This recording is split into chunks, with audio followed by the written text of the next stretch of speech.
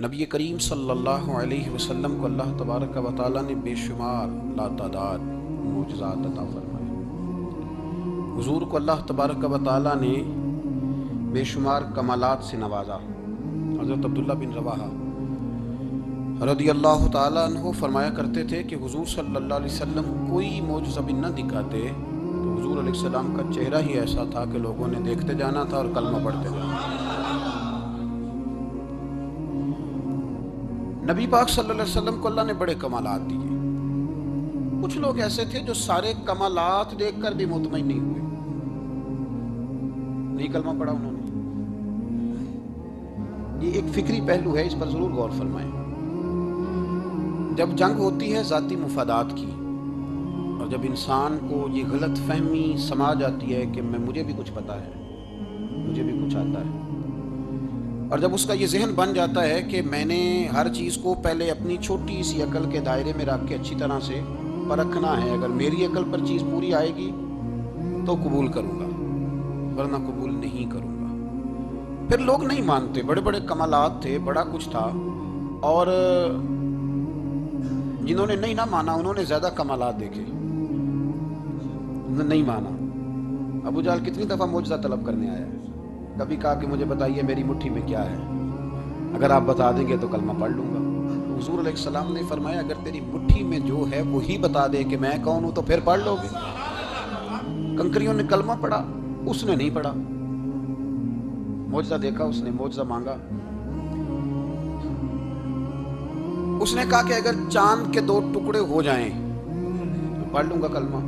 چاند کے 2 ٹکڑے حضور نے کر دیے، چاند 2 ٹکڑے ہوا، کوہ صفا کی پہاڑی کے بیچ آدھا ادھر گیا آدھا ادھر گیا، دوبارہ جا کے جڑا، اس نے دیکھا، کہنے لگا اوہو میں تو سمجھتا تھا کہ معاذ اللہ آپ کا جادو صرف زمین پہ چلتا ہے، آپ کا تو آسمانوں پہ بھی چلتا ہے۔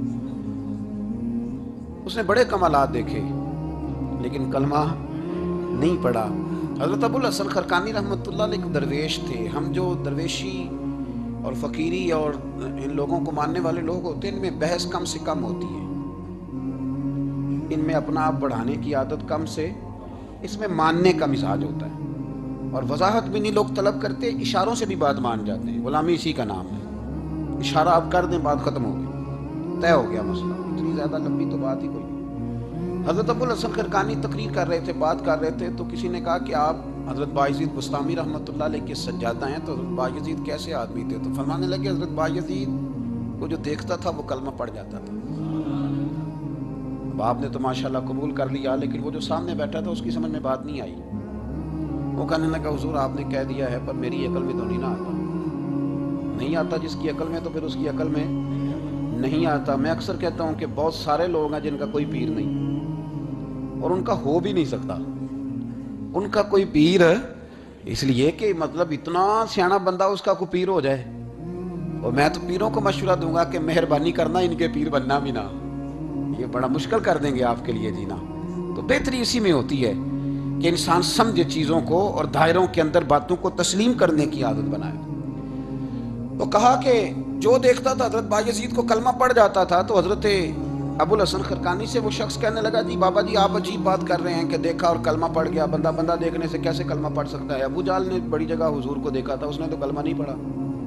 تو بایزید بستامی کو دیکھ کر لوگ مسلمان ہو گئے، یہ کیسی بات ہے؟ تو حضرت ابو الحسن خرقانی فرمانے لگے مجھے اللہ کی عزت کی قسم، ابو جہل نے ایک دفعہ بھی محمد رسول اللہ کو نہیں دیکھا صلی اللہ، بڑی قسم اٹھا لی، ایک دفعہ بھی محمد رسول اللہ کو صلی اللہ ہو۔ تو شخص کہنے لگا حضور وہ چچا تھے حضور کے، اور دیکھا انہوں نے ایک دفعہ نہیں 1000 دفعہ۔ فرمانے لگے میں سفید داڑھی سے بوڑھا آدمی مسند پہ بیٹھ کے قسم اٹھا رہا ہوں تو میری بات ہی نہیں سمجھ رہا، نہیں دیکھا ابو جہل نے محمد رسول اللہ صلی اللہ علیہ وسلم کو، نہیں دیکھا۔ تو کہا پھر کسے دیکھا؟ تو حضرت ابو الحسن خرقانی فرمانے لگے اس نے جب بھی دیکھا عبداللہ کے یتیم بیٹے محمد کو ہی دیکھا، یہ وہی عبداللہ کا یتیم بیٹا جو یہاں رہتا تھا۔ ایک دفعہ بھی اس نظر سے دیکھتا نا کہ یہ اللہ کے رسول ہے تو فوراً کلمہ پڑھ کے مسلمان ہو جاتا۔ جب بھی لوگ دیکھتے ہیں وہ اینک کی بڑی شاندار لگائی ہوئی ہے، جس کے اندر سے کوئی آدمی بھلا نظر ہی نہیں آتا، تو ان کو پھر بھلائی نصیب نہیں ہوتی۔ ایک نظر سے بھی اگر انسان دیکھتا ہے کہ جس سے اسے بھلائی چاہیے تو پھر اللہ اسے توفیق ہدایت عطا کر دیتا ہے۔ حضرت ابو بکر صدیق کا کمال یہ ہے کہ میرے نبی کریم علیہ السلام نے نا ان کی شان ایک الگ انداز میں بیان فرمائی، الگ انداز میں۔ محبوب فرمانے لگے میں نے جس کے سامنے بھی دین پیش کیا اس نے دلیل مانگی۔ ایک بات آپ کو بتاؤں، یہ میری بات یاد رکھنا، اس کو کبھی نہ بھلانا، جو اپنوں سے دلیل مانگتا ہے نا وہ اپنا ہوتا ہی نہیں۔ اپنوں سے دلیل مانگ لی اس نے، بغیر دلیل کے، بغیر حیل و حجت کے۔ یہ ایک بات ہے، میں اس کو سمجھاؤں گا نہیں، نہ کھولوں گا، بس کہہ کے گزر جاؤں گا، اس کو سمجھ لیں اگر آپ کی سمجھ میں آئے تو۔ جس نے اپنوں سے دلیل مانگی نا، جس نے وضاحت مانگی، جس نے ثبوت مانگا، وہ اپنا تھا ہی نہیں، تو کیا ضرورت پڑی تھی کہ وہ دلیل مانگتا، وضاحت پوچھتا۔ حضرت نجم الدین کبریٰ رحمۃ اللہ علیہ کے مرید تھے حضرت امام فخر الدین رازی، اتنے بڑے امام ہو کے ایک فقیر کے غلام تھے۔ وہ فرماتے ہیں آخری وقت آیا تو شیطان آ گیا، میں اس کو کہتا تھا رب ہے، تو شیطان بھی تو بڑا عالم ہے نا، تو وہ دلیل توڑ دیتا تھا۔ فرماتے میں نے 360 دلیلیں دی، اس نے ساری توڑ دی۔ تو پھر میں نے اپنے شیخ کی طرف توجہ کی، میں نے کہا حضور کوئی نظر کرم فرمائیں۔ تو شیخ نجم الدین کبریٰ فرمانے لگے اس بے ایمان کو کہہ دے میں اپنے رب کو بغیر کسی دلیل کے رب مانتا ہوں، دلیل کی ضرورت ہی نہیں، بس میرا رب ہے تو رب ہے، ختم ہو گئی بات۔ نبی رحمت علیہ السلام فرمانے لگے میں نے جس کے سامنے بھی دین پیش کیا اس نے دلیل مانگی، فرمایا یہ واحد میرا ابو بکر صدیق ہے، میں نے اسے کہا ہے کلمہ پڑھ لو، اس نے دلیل مانگی نہیں، فوراً ہی کلمہ پڑھ کے مسلمان ہو گیا۔ کوئی دلیل نہیں، کوئی معجزہ نہیں، کوئی طلب نہیں، کوئی شے نہیں۔ ساری زندگی مطمئن ہی نہیں ہو پائے لوگ، ساری زندگی اطمینان ہی نہیں ہو سکا، اس کو بھی سنا، اس کو بھی سنا، اس سے بھی سوال پوچھا، اس سے بھی پوچھا۔ بھائی تو نہیں، تو مطمئن ہونا نہیں چاہتا، تو بحث کرنے کے لیے علم سیکھ رہا ہے، اس نے عمل کرنے کے لیے سیکھنا ہوتا ہے، اس کو تو ایک حرف ہی بڑا کافی ہوتا ہے، تو ایک لفظ کی ضرورت ہوتی ہے، ایک جملے میں ساری زندگی لوگ گزار دیتے ہیں۔ حضرت ابو بکر صدیق رضی اللہ تعالیٰ عنہ نے بحث والا دروازہ نہیں کھولا، حضور نے کہا کلمہ پڑھو تو انہوں نے کلمہ پڑھا اور مسلمان ہو گئے۔ کوئی دلیل، کوئی وضاحت، کسی چیز کی کوئی حاجت، ختم ہو گئی بات۔ اصل مسئلہ پتہ کیا ہے، جو لوگ سوچ سمجھ کے چلتے ہیں نا، تو سوچ کتنی ہے انسان کی، کتنا کام دے۔ یہ جو وارفتگی ہوتی ہے نا، یہ جو محبت ہوتی ہے، یہ جو پیار ہوتا ہے، یہ زندگی کو آسان کر دیتا ہے۔ سوچنے سمجھنے کے دائروں سے آدمی نکل جاتا ہے، اس کا کام وہ کہتا ہے کہ میں نے سوچنا نہیں، میں نے ماننا ہے، میں نے رب رسول کی ذات کے بارے میں سوچنا نہیں، میں نے ماننا ہے۔ تو ماننے والے لوگ جو ہوتے ہیں وہ فائدے میں ہوتے ہیں، تو عمل کر رہے ہیں، بات مانی، عمل کیا۔ عقل کا بے شمار اور بے دریغ استعمال، اپنی چھوٹی عقل سے بڑے مسئلے حل کرنے کی کوشش کرنا، یہ انسان کو نقصان دیتا ہے۔ بہت ساری جگہوں پہ وہ الجھ جاتا ہے، ہر جگہ عقل استعمال کرنا، لیکن رب رسول کے معاملے میں نہ استعمال کرنا، ورنہ نقصان ہو۔ عقل چھوٹی ہے اور اللہ رسول کی ذات بڑی ہے، کبھی بھی اس دائرے میں بند کرنے کی کوشش نہ کرنا۔ جناب ابو بکر صدیق رضی اللہ تعالیٰ عنہ ہر معاملے میں، ہر معاملے میں۔ ایک حدیث بخاری کی، شاید میں نے پہلے بھی عرض کی تھی، لیکن چونکہ وہ عنوان کے لحاظ سے ایک بہت بڑی دلیل ہے، دوبارہ عرض کرتا ہوں۔ نبی پاک علیہ السلام نے 1500 کے قریب صحابہ سے فرمایا تھا کہ چلو عمرہ کرنے چلیں۔ عمرہ کرنے جب ہم جاتے ہیں نا تو ہمارے گلے میں پھول بھی ڈالے جاتے ہیں، اور آپ کو پتہ ہے بتانا بھی پڑتا ہے لوگوں کو کہ میں عمرہ کرنے جا رہا ہوں، پھر روٹی بھی پکتی ہے، پھر سب رشتہ داروں کو پتہ بھی چل جاتا ہے، اور بندہ چلا جائے ایئرپورٹ تو احرام باندھا ہو نا تو پتہ چلے نا فلائٹ تو 24 گھنٹے لیٹ ہے، تو جن کو حکم ہے نا کہ تم نے سی بھی نہیں کرنی وہ بھی روڑے اٹھا لیتے ہیں، احرام باندھا ہوا ہے، حکم ہے کہ اب تم نے کوئی جھگڑا، کوئی لڑائی، کوئی فساد ہے تو ایئرپورٹ پہ لوگ روڑے اٹھا لیتے ہیں، کہتے ہیں ہم ایئرپورٹ بھی توڑیں گے اور فلائٹ کا جو عملہ ہے اس کا گریبان بھی پکڑیں گے، بڑا کچھ ہی دنیا کرتی ہے۔ اور اگر کسی کے پیر صاحب نے کہا ہو چلو عمرہ کریں، اللہ اکبر، اور پھر ایئرپورٹ پہ جا کے پتہ چلے کہ پیر صاحب کے ساتھ تو دھوکہ ہو گیا، بندہ غلط نکلا ہے، پیری مریدی قائم رہے گی؟ سوال ہی نہیں پیدا ہوتا، سوال ہی نہیں پیدا ہوتا۔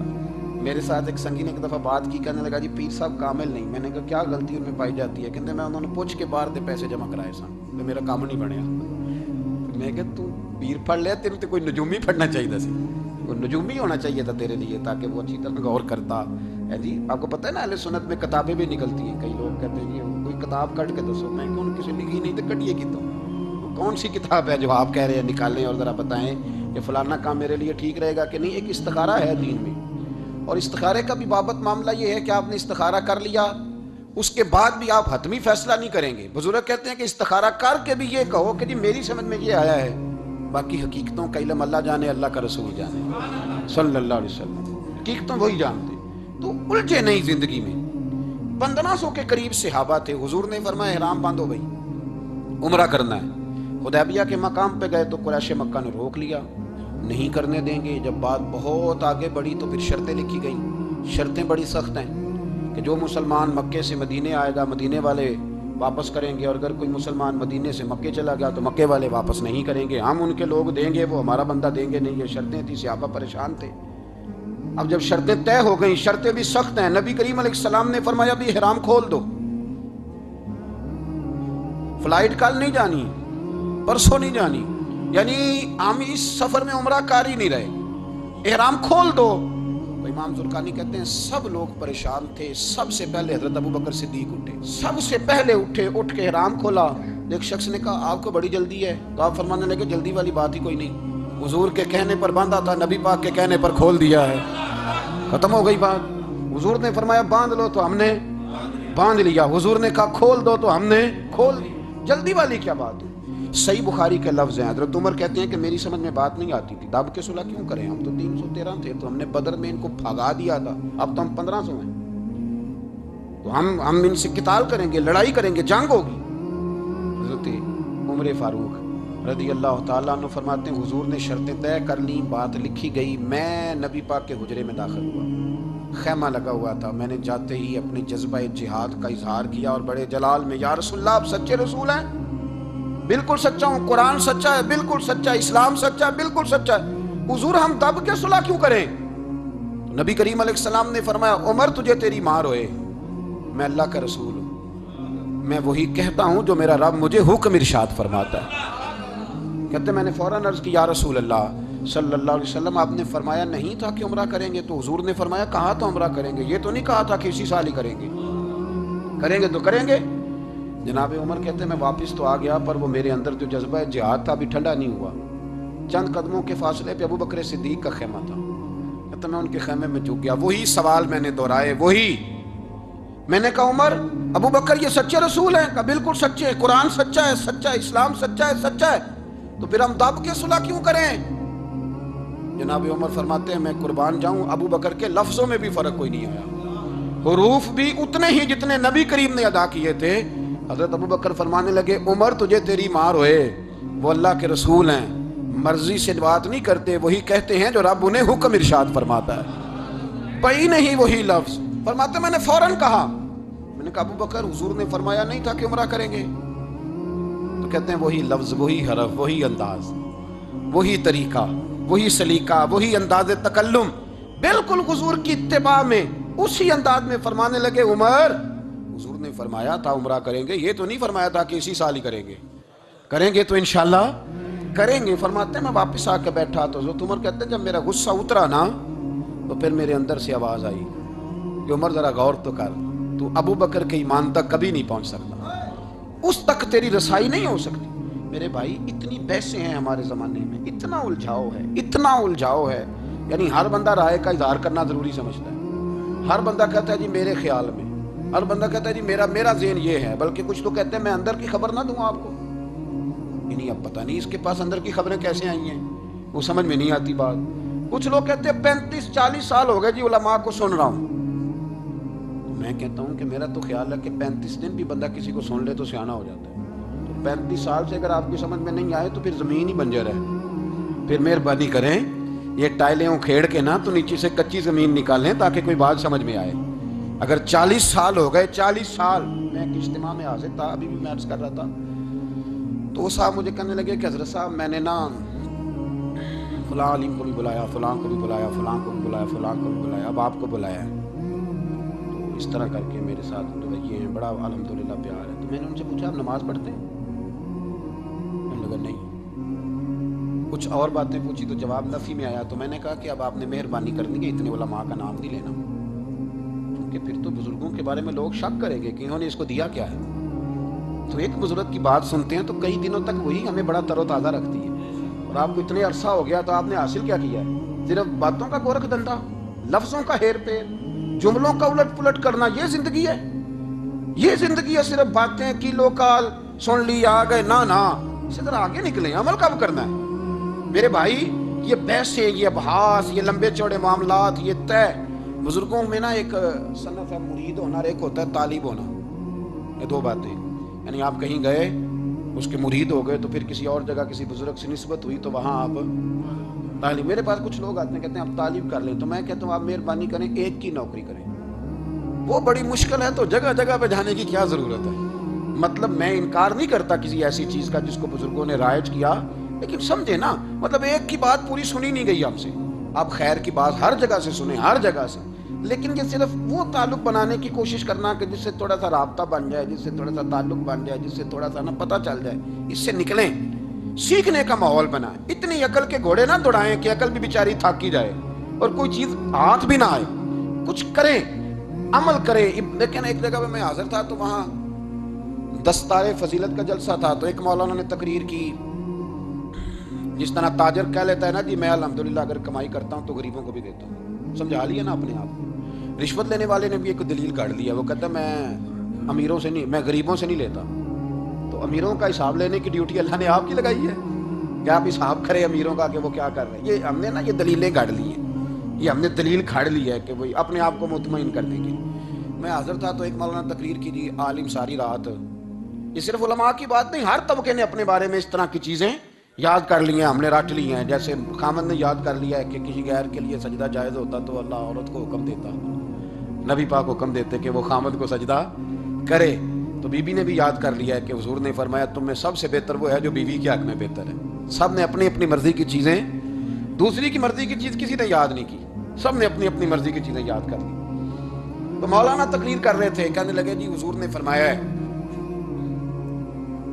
कि आलिम सारी रात सोया रहे और आबिद सारी रात इबादत करता रहे, दर्जा फिर भी आलिम का ज्यादा है। फिर दूसरे आए, उन्होंने भी उसी हदीस पे बात की, तीसरे आए तो उन्होंने भी उसी हदीस पे बात की। तो मेरा नंबर आया तो मैंने कहा जी ये जो हदीस आप सुना रहे हैं ना, ये हदीस बिल्कुल ठीक है, बिल्कुल ठीक है कि आलिम सारी रात इशा पढ़ के सोए, फजर के वक्त उठ के फजर पढ़े, और आबिद सारी रात नमाज पढ़े, तो दर्जा फिर भी आलिम का ज्यादा है। बिल्कुल ऐसे ही है, बल्कि एक हदीस में तो यह है कि 70 आबिद भी इबादत करें और आलिम सोया रहे, तो उन 17 से सोने वाले आलिम का दर्जा, ये बात बिल्कुल ठीक है। लेकिन मैंने कहा इसका भी ख्याल रखो कि ये हदीस गौसे पाक को भी आती थी, ये गौस पाक को भी आती थी हदीस, और बड़े आलिम थे, पर वो तो इशा पढ़ के मुसल्ले पे बैठते थे और फजर तक मुसल्ले पे बैठे रहते थे। हालांकि ये हदीस उन्हें भी आती थी, ये हदीस ख्वाजा मोइनुद्दीन चिश्ती को भी आती थी, और वो बड़े आलिम थे, लेकिन इसके बावजूद वो इशा पढ़ते थे और फजर तक मुसल्ले पर बैठे रहते थे। हजरत उस्मान गनी से बड़ा आलिम तो कोई नहीं ना होगा इस जमाने में, हजरत उस्मान गनी रज़ी अल्लाह तआला अन्हु जैसा शख्स तो कोई नहीं ना होगा, पर वो इशा के बाद कुरान पाक पढ़ना शुरू करते थे और फजर से पहले पहले कुरान पाक खत्म कर लिया करते। तो दलीलें सिर्फ बहस के लिए याद ना करें, अपने आप को बचाने के लिए याद ना करें, अपने वजूद को सुकून देने के लिए दलाइल ना याद करें। मैं दीन के किस दायरे से किस तरह बच के निकल सकता हूं, इसके लिए दलाइल याद ना करें, अमल के रास्ते पे आए, अमल के रास्ते पर। जनाब अबू बकर सिद्दीक अल्लाह ताला अन्हु का कमाल ये है, ज़कात कितने फीसद देनी चाहिए? चले अल्लाह ताला शुक्र है 3-4 लोगों को तो पता ही है ना जी, बाकी भी इनसे सुन के याद कर ले कितने फीसद है। अल्लाह आपको खुश रखे। अब कुछ और ने भी प्रोग्राम बना ले, कितनी जी? चलो आप ठीक हो, 2.5% है ना जी। आप यकीन करें किसी ताजर से आप बात करके देख लें, 6 घंटे मुनाजरे के बाद वो मानता है कि 2.5% दूंगा मैं सही कह रहा हूँ आपको। वो कहते हैं जी वो तो ठीक है लेकिन कुछ कर्जा भी है, 2.5% ज़कात है, वो तो ठीक है लेकिन हो सकता है मेरी बहन भी हिस्सा मांग ही ले, पैसों में से उसका भी निकल, क्योंकि प्रोग्राम नहीं ना जी, इरादा नहीं। ज़कात 2.5% है तो कहते हैं जी वो ना मैंने तोला सोना पूरा नहीं बनता, अभी वो थोड़ी सी कमी है। ये उस वक्त दलाइल हैं, उस वक्त आभास हैं जब देने का प्रोग्राम है। और ताजरों ने अब एक नया सिलसिला शुरू किया, कहते थोड़ी थोड़ी सारा साल ही देता रहता हूँ, थोड़ी थोड़ी करके। आपने जिससे 5 करोड़ रुपया लेना हो, वो अगर कहे कि 10,000 महीने का ले लो, ले लेते हो। हमारे फुकहा ने तो ये लिखा है कि जब ज़कात दो ना तो एक आदमी को सारी दो। हजरत उमर बिन अब्दुल अजीज रहमतुल्लाह अलैह के ज़माने में एक आदमी को लोगों ने ज़कात दी तो इतनी दे दी कि अगले साल वो खुद ज़कात दे रहा था, बहुत बड़ा कारोबार उसने स्टार्ट कर लिया था। मेयार नहीं है ना जी, थोड़ी थोड़ी देता रहता हूँ। कई लोग ऐसा करते हैं कि दुकान में जो पुरानी चीज़ें होती हैं वो ज़कात के दौर पर देनी शुरू कर देते हैं, जो माल नहीं बेच रहा उसको ज़कात बना दो। क्यों? देने का प्रोग्राम नहीं। हजरत अबू बकर सिद्दीक रज़ी अल्लाह, जरा जिंदगी देखो, कहते हैं जिस दिन कलमा पड़ा 40,000 दिनार थे, और कलमा पड़े अभी मुझे चंद महीने गुजरे थे, सारे मुस्तफ़ा के कदमों पे कुर्बान कर दिए। फिर माल कमाया, फिर 4,000 दिनार थे, 4,000 जिस दिन हिजरत के लिए निकला 4000 थे, उन्हें भी पता था 2.5% देना चाहिए। उनकी भी बेटियां थी, जवान भी थी, छोटी भी थी, उनके भी बच्चे थे, लेकिन दीन को जरूरत है। मेरे रसूल पाक सल्लल्लाहु अलैहि वसल्लम के दीन को हाजत है। तो फरमाते हैं अशरफियां थी मेरे घर में, पैसे थे, दिरहम थे, दिनार थे। मेरे वालिद बूढ़े थे, उनको ख्याल था कि अबू बकर सारी दौलत ना ले जाएं। तो हजरत अस्मा बिनते अबू बकर से जनाब अबू बकर सिद्दीक ने कहा कि इस तरह करना, एक घड़ा छोटा सा था, घड़ा टोया, उसमें पैसे होते थे, फरमाया उसमें रोड़े रख देना, ऊपर टाट डाल देना, वालिद नाबीना है, अगर पूछे ना पैसे तो उनका वहां हाथ लगा देना, उन्हें पता चले अबू बकर सारा माल लेके नहीं गया। फरमाते मैं हिजरत पे जाने लगा तो 4000 सारे ही ले गया, सारा माल ही। यार 2.5% के लिए रट्टा पड़ा हुआ है, 2.5% के लिए लोग बहस कर रहे हैं, 2.5% के लिए दलाइल चाहिए। कई मुफ्तियाने किराम से पूछेंगे, फिर प्रोग्राम बनाएंगे देना है कि नहीं देना। और जिस दिन तबूक के लिए मेरे मुस्तफ़ा करीम ने ऐलान किया, जनाब सिद्दीक अकबर फरमाते हैं शाही कोई नहीं थी, गुर्बत के दिन थे, कमजोरियां थी, माल उस दिन कारोबारी हालात कम थे। यहाँ लोगों का कारोबार जब डाउन होता है तो सबसे पहले मस्जिद का 200 बंद करते हैं, सबसे पहले मदरसे का बंद करते हैं, सबसे पहले ख्वाहिश करते हैं कि वो जो गरीब को जाता है ना उसको बंद करो, ये ज्यादा नुकसान दे रहा है। हजरत अबू बकर सिद्दीक रदी अल्लाह तआला अन्हु फरमाते हैं हालात खराब थे, जेब देखी तो इतने पैसे ही नहीं थे कि मुस्तफ़ा करीम को पेश कर सकूं। तो फिर क्या किया, इमाम जलालुद्दीन सयूती कहते हैं अबू बकर सिद्दीक ने ना घर के अंदर कपड़ा बिछाया, और फिर सिद्दीक अकबर ने क्या किया कि तवा भी रखा, बर्तन भी रखे, उस पे चूल्हा भी रखा। अबू बकर सिद्दीक ने उसके ऊपर घर वालों से कहा कि एक जोड़ा पहन लो, इधर देखो मेरी तरफ, एक जोड़ा पहन लो, और बाकी ना सारे जोड़े भी यहाँ रखो। और फिर जब लोग बच्चों ने देखा ना कि अब्बा तो कपड़े भी रखवा रहा है, क्या बनेगा, फरमाया तुम्हें तो एक जोड़े की इजाजत दे रहा हूं ना, जरा मेरी तरफ देखो।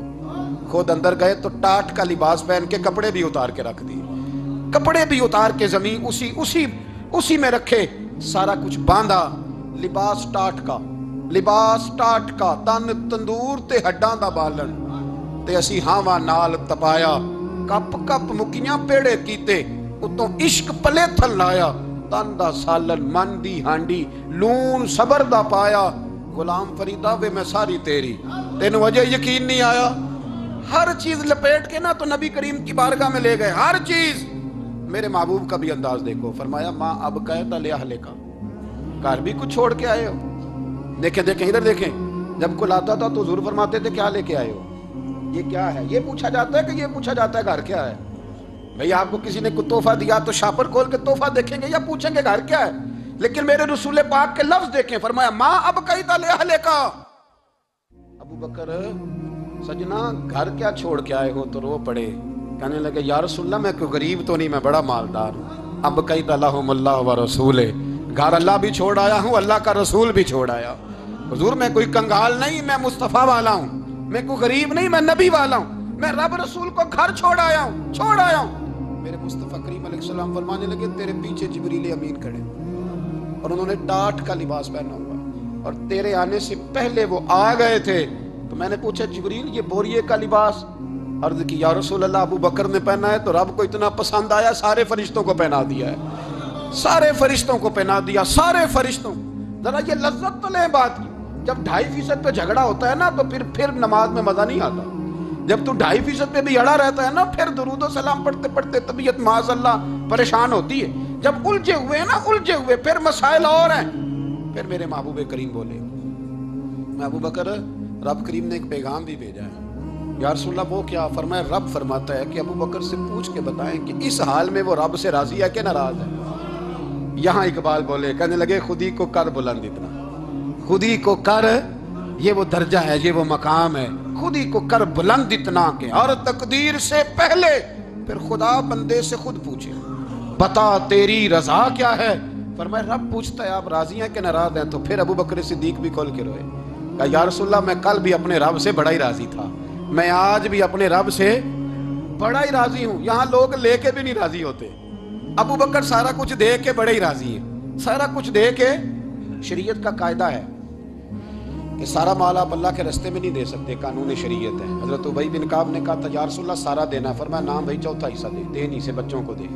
हजरत अबू लुबाबा ने कहा था मैं इस पर दलाइल दे सकता हूँ, हदीस मौजूद है, हुजूर सारा माल देना, फरमाया ना भाई चौथा हिस्सा दे, 3 हिस्से बच्चों को दे। حضرت سعد بن ابی وقاص نے کہا تھا یا رسول اللہ صلی اللہ علیہ وسلم میری ایک ہی بیٹی ہے، سارا اللہ کے راستے میں دیتا ہوں۔ فرمایا نہ، 3 حصے بیٹی کو، چوتھا حصہ دے، تیرے بچے لوگوں کے ہاتھ دیکھے میں گوارا نہیں کرتا۔ ان سے کہا کہ چوتھا حصہ دو تب قبول کروں گا۔ ابو بکر صدیق سے فرمایا تو سارے لے آ، تیرا سارا ہی قبول ہے، تو سارے لے آ تیرا۔ اور ایک لفظ حدیث میں ایسا ہے، آپ یقین کریں، غلام ہوں کسی فقیر کا، تو جب میں اس کو پڑھتا ہوں نا تو آپے سے بات باہر نکل جاتی ہے۔ حضور کا ایک فرمان ہے، جب اس پر توجہ آتی ہے نا تو مطلب یہ کہ لفظ جو ہے نا وہ ٹوٹ جاتے ہیں، بکھر جاتے ہیں، اور دل کہتا ہے کہ نہیں یہ جو ہے نا یہ معراج ہے، یہ اصل ہے، یہ حقیقت ہے۔ وہ ترمذی کے لفظ ہے، پر آپ یقین کریں کہ لگتا یہ ہے کہ دنیا محبت ساری سمٹ گئی اس میں۔ نبی کریم علیہ السلام فرمانے لگے مجھے کسی کے مال نے اتنا نفع ہی نہیں دیا جتنا ابو بکر صدیق کے مال نے دیا۔ اور پھر اگلے لفظ ایسے ہیں کہ روح وجد کرتی ہے۔ میرے کریم محبوب فرمانے لگے جس کا بھی مال آیا میں نے بیگانہ سمجھ کے خرچ کیا ہے، اور جب ابو بکر کا آیا ہے تو میں نے اپنا سمجھ کے خرچ کیا ہے، میں نے اپنا سمجھ کے، مجھے پتا ہے یہ شکوہ نہیں کرے گا، یہ شکایت، یعنی اس کو سارا بھی تروڑ مروڑ لوں گا تو اس کے لفظوں پر کبھی حرف۔ اور یار کچھ لوگ ہوتے ہیں جو 10 دیتے ہیں تو 20 جگہ بتاتے ہیں، جو کھانا کھلاتے ہیں تو ذکر کرتے ہیں، پر میں اس کا مال میرا مال ہے، میرا، اس کو سارا توڑ کے کھا بھی جائیں گے تو یہ شکوہ نہیں کرے گا، یہ سارا میرا اپنا ہے۔ حضرت ابو بکر صدیق فوراً بول پڑے، عرض کی حضور جب میں آپ کا ہوں تو مال بھی تو آپ کا ہی ہے یا رسول اللہ، جب میں نے اپنا اب نہیں بچا کے رکھا تو پھر مال۔ حضرت مولا معین الواعظ کاشفی نے لکھا ہے، اچھا کئی دفعہ ایسے ہوتا ہے میں بات کوئی اور بیان کرنا چاہتا ہوں تو شروع معاملہ کسی اور طرف نکل جاتا ہے۔ مولا معین الواعظ کاشفی نے لکھا ہے کہ وہ جو سانپ تھا نا غار ثور میں، وہ 600 سال سے بیٹھا ہوا تھا۔ حضرت عیسیٰ علیہ السلام ایک دن پڑھ رہے تھے انجیل، تو آپ نے نبی پاک کا تذکرہ پڑھا، اس سانپ نے سن لیا، تو حضرت عیسیٰ سے کہنے لگا حضور یہ بتائیں کہ وہ نبی پاک ملیں گے کہاں؟ تو حضرت عیسیٰ فرمانے لگے کہ مکے میں آئیں گے اور مدینے میں رہیں گے۔ تو کہا ملاقات کیسے ہو سکتی ہے؟ فرمایا چلا جاؤ مکے۔ تو وہ سانپ 600 سال غار ثور میں، اس نے 70 جگہ پہ سوراخ کیے۔ کتنے سال بیٹھا رہا؟ بول کے بتائیے۔ آپ 6 گھنٹے بیٹھ کے دکھائیں، سوال ہی نہیں پیدا ہوتا۔ ہم بڑے کمزور ہو گئے، ہمارے لیے معاملہ بڑا اور طرح کا ہے، ہماری مرضی کا کوئی بات کرے تو ہم اس سے راضی ہیں، انتظار کرنا اور یہ سارے کام کرنا یہ تو بڑا مشکل معاملہ ہے، یہ تو بڑی عجیب سی کیفیت ہے۔ میرے صاحب رحمۃ اللہ تعالیٰ علیہ 2015 میں کراچی تشریف لائے، میں اپنے ایک سنگی کو لے کے پہنچ گیا، چھوٹا موٹا مولوی میں بھی ہوں۔ صبح میں 7 بجے کے 8 بجے ہم وہاں پہنچ گئے، حضرت آرام فرما رہے تھے، نمازیں انہوں نے اندر ادا فرمائی ساری، ظہر بھی ہوئی، پھر عصر بھی ہوئی، پھر مغرب بھی ہوئی، پھر عشاء بھی ہوئی۔ عشاء کے بعد وہ سنگی ہم سے کہنے لگے کہ آپ کتنا انتظار کریں گے؟ تو میں نے کہا کہ انتظار تو کرتا ہے بڑا آدمی، بڑے لوگ انتظار کرتے ہیں، تو چھوٹے لوگ تو اطاعت کرتے ہیں، ہم چھوٹے ہیں تو ان کی مہربانی ہے، اگر زیارت ہو جائے تو تب بھی ٹھیک ہے، اگر وہ کہیں نہیں ملنا، میرے سنگی ساتھ موجود تھے، صبح سے گئے، عشاء کے بعد کا وقت نہیں انہوں نے ملنا تو پھر بھی ٹھیک ہے، وہ ہس بولے تھے وہ مہربانی، نہیں تو اساں تے لاڑ ہی لڑاؤنے نے، اس کی مہربانی ہے، اگر بات ہو جائے تو ٹھیک ہے ورنہ کوئی معاملہ نہیں۔ عشاء کی نماز کے بعد انہوں نے ہمیں یہ کہا کہ پیغام آیا کہ محفل میں جہاں حضرت جا رہے ہیں وہیں ملاقات ہو۔ تو ہم نے کہا یہ بھی بڑی نعمت ہے، جلوہ دیکھنا بھی بہت بڑی سعادت ہے، اس لیے کہ ہمیں پتہ ہے کہ وہ کیفیت کیا ہے، رنگ کیا ہے، ان کا انداز کیا ہے۔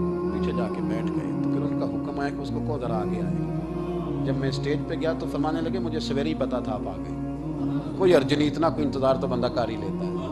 اب یقین کریں وہ دن کی جو لذت ہے نا وہ آج تک گئی نہیں طبیعت سے، وہ سرور گیا نہیں۔ کبھی کبھی سوچتا ہوں کہ اس سے ڈبل بھی انتظار کبھی ہو جائے، پر ایک دفعہ زیارت پھر نصیب ہو جائے، کبھی کبھی یہ سوچتا ہوں۔ 600 سال وہ سام بیٹھا رہا، 600 سال اور 70 اس نے سوراخ کیے غار ثور میں، لیکن وہ بھی عاشق تھا نا۔ اور یہاں معاملہ یہ تھا کہ ابو بکر صدیق دعا مانگ کے گئے تھے کہ میں نے کسی کو موقع نہیں دینا، ایک میں ہوں گا دوسرا میرا یار ہوگا۔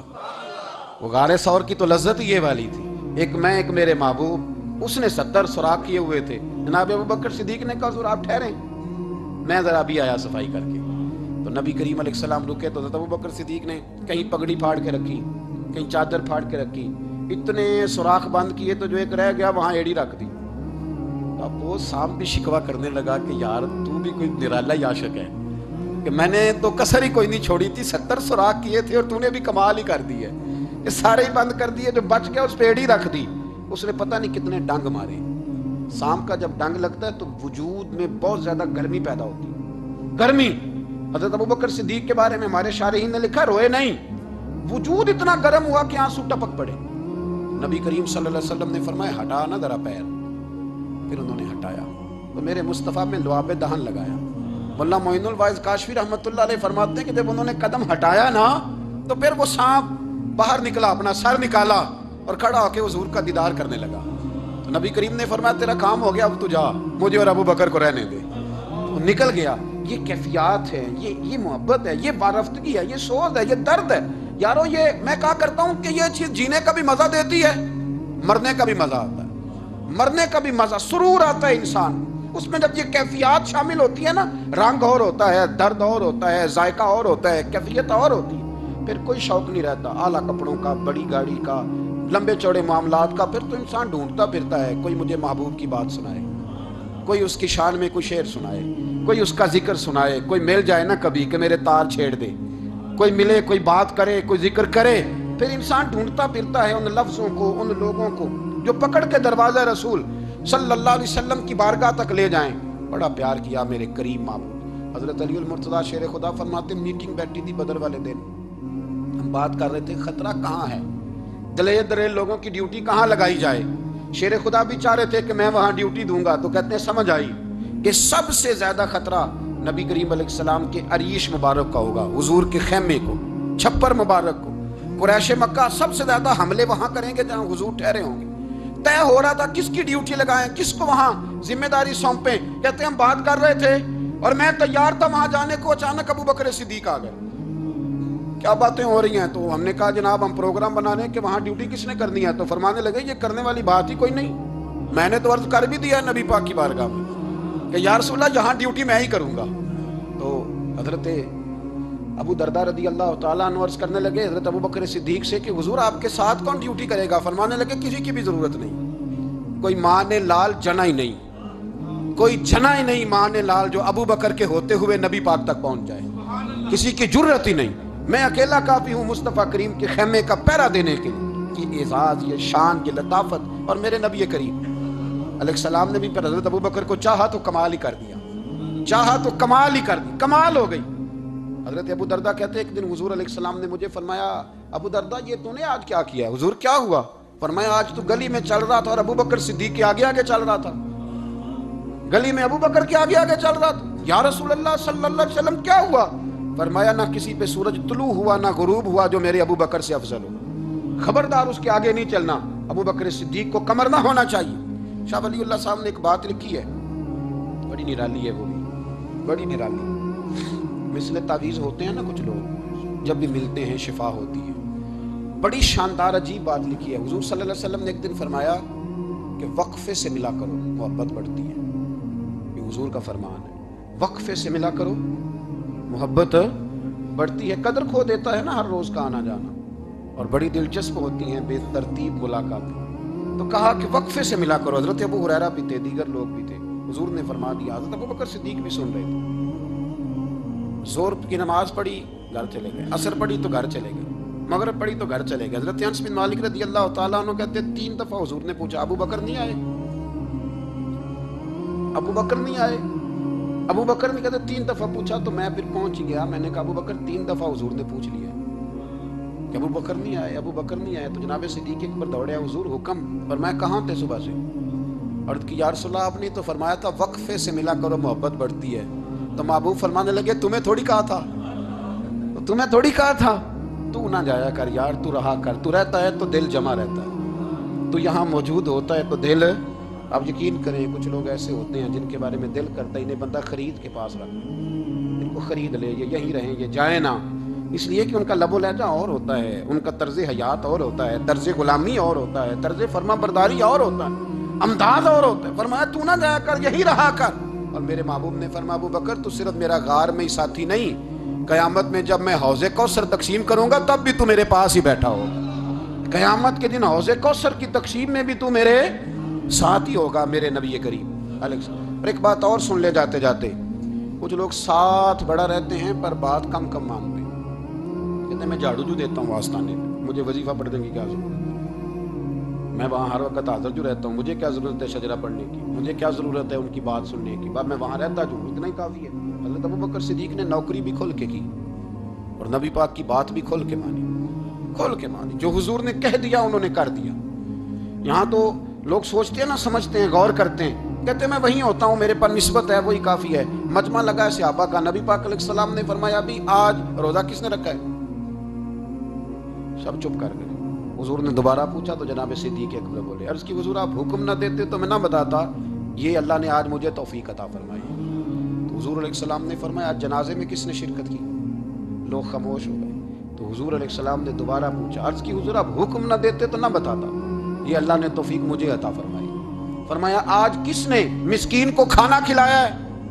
عرض کی یا رسول اللہ صلی اللہ علیہ وسلم حکم نہ دیتے تو نہ بتاتا، یہ اللہ نے مجھے توفیق عطا فرمائی۔ فرمایا کس نے آج لوگوں کو دین کی دعوت دی، اسلام کی طرف بلایا، پیغام دیا، کون ہے؟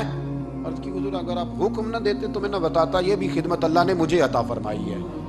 تو نبی کریم علیہ السلام نے فرمایا ابوبکر سن، قیامت کے دن ایک دروازہ جنت میں ایسا ہوگا جہاں سے صرف روزے دار گزریں گے، ایک ایسا ہوگا جس سے صرف نمازی گزریں گے، ایک ایسا ہوگا جس سے صرف حاجی گزریں گے، ایک سے سخاوت کرنے والے گزریں گے۔ لیکن جب تو آئے گا نا تو جنت کے ہر دروازے سے آواز آئے گی کہ ادھر سے داخل ہو جا، ادھر سے ہر دروازے سے آواز آئے گی، اس لیے کہ مجموعی طور پر عمل کیا زندگی میں، مجموعی طور پر، اور اپنے لب و لہن۔ اتنی نوکری کی حضرت صدیق اکبر نے، اتنی نوکری کی، کسی جگہ بھی کوئی دعویٰ نہیں۔ حضور نے بڑا فرمایا ہے کہ ابو بکر نے بڑی نیکیاں کی اسلام کے ساتھ، جناب صدیق اکبر کا کوئی دعویٰ نظر ہے؟ یہ وہ مزیدار شخص تھا جس نے کبھی حضور سے دعا کے لیے بھی نہیں کہا، دعا کی تکلیف بھی کبھی نہیں دی، وہ ہاتھ اٹھانے پڑیں گے، لفظ ادا کرنے پڑیں گے، یہ تکلیف بھی نہیں دی۔ علامہ یوسف نبہانی علیہ رحمہ نے لکھا ہے کہ ایک دن حضرت صدیق اکبر نے سیدہ عائشہ صدیقہ سے کہا جس دن حضور کا موڈ مبارک، طبیعت مبارک بڑی اچھی دیکھو نا تو میری بخشش کی دعا کرا دینا۔ سیدہ عائشہ صدیقہ سے کہا، کوئی لفظ نہیں ادا کی، لوگوں کو لاتے، حضرت عثمان غنی نے ان کی تبلیغ پہ کلمہ پڑھا، حضرت طلحہ نے، حضرت زبیر نے، ان لوگوں کو لاتے اور لا کے نا انہیں آگے بٹھاتے، خود پیچھے بیٹھ جاتے، پیچھے۔ میرے بھائی دعا کے لیے بھی کبھی نہیں کہا، یہ وہ وفا ہے جس وفا کا دنیا میں کہیں بھی کوئی جواب موجود ہے۔ اپنے آپ کو مرتب کریں۔ ہم لوگ بڑی بے ترتیب زندگی گزارتے ہیں، بڑی بے ترتیب زندگی گزارتے ہیں۔ وہ ڈنگ ٹپاؤ پالیسی ہے کہ آج تھوڑا بہت کر لیں، اپنے آپ کو راضی کر لیں، جس طرح بچے کہتے ہیں کہ چلو آج کسی طریقے چھٹی کر لینا، آج کا دن تو گزرے، کل اسکول کا ٹائم آئے گا تو دیکھی جائے گی۔ اس طرح نہ کریں، مرتب کریں اپنے آپ کو، اپنے آپ میں ترتیب دیں۔ ساری زندگی سامنے والے کی اخلاقیات ٹھیک کرتے اگر گزر جائے تو اپنا معاملہ رہ جاتا ہے۔ اچھی سوچ، اچھا رویہ، وفاداری والی زندگی۔